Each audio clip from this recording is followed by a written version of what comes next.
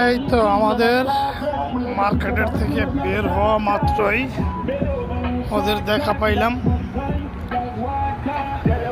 এখন 8টা বাজে। 8টার সময় ওরা রাজকীয় ভঙ্গিতে হাঁটতেছে। রাজহাঁস এসে দেখেন, ওরা এমন রাজকীয় স্বাধীন রাজহাঁস, এই যে কবুতর, ওই যে রাজহাঁস, ওদেরকে কেউ কিছু করবে না, ওদেরকে কেউ ধরবে না, ইটা চাকা ছাড়া কোনো কিছু মারবে না। এদেরকে যদি কেউ ধরে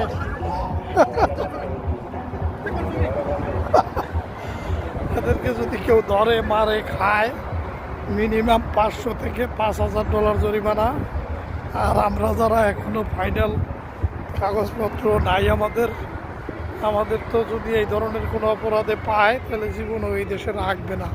অর্থাৎ আমাদের মতো যারা, এই যে এরা এতটা স্বাধীন, কবুতর, রাজহাঁস, এরা এত স্বাধীন যে এরা একদম মানুষের সাথে, এদের যদি গায়ের সাথেও যদি আমরা লাইগা পড়ি, পাড়া না লাগলে, আড্ডা না ধরলে, থাবা না দিলে এরা একটু সরবেও না। মনে করেন এই যে এরা হইলো, এদেরকে জায়গা দিলে এরা জায়গা দিব, আমরা মাঝখান দিয়ে হাইটা চলে যাবে। এই যে মানুষ একটা হাইটা গেল, এই যে আমি ওদের মাঝখান দিয়ে হাঁটতেছি, আর হইলো মনে করেন যে ভিডিও করতেছি।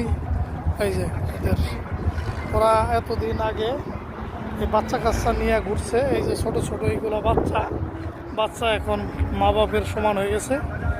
ওরা হইল অত্যন্ত স্বাধীনভাবে চলতেছে রাজহাঁস। এটাই আসলে এই কানাডার সৌন্দর্য। ওরা পশু পাখিরা যেমন নিরাপদ, ওদের কাছে প্রত্যেকটা মানুষ হিসাবে নিরাপদ।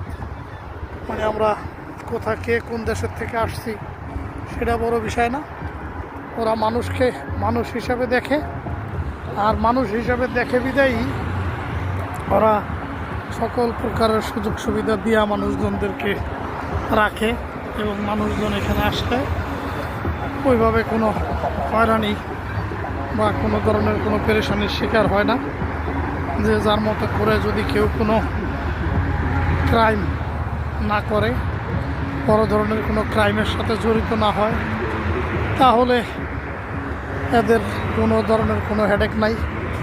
কে কী করলো, কে কোথায় থাকলো, কে কী খাইলো, তুমি কোটি ডলারের মালিক আছো, তুমিও যা খাইতে পারবা, একজন গরিব সেও তা খাইতে পারবে। এটাই এদের সৌন্দর্য।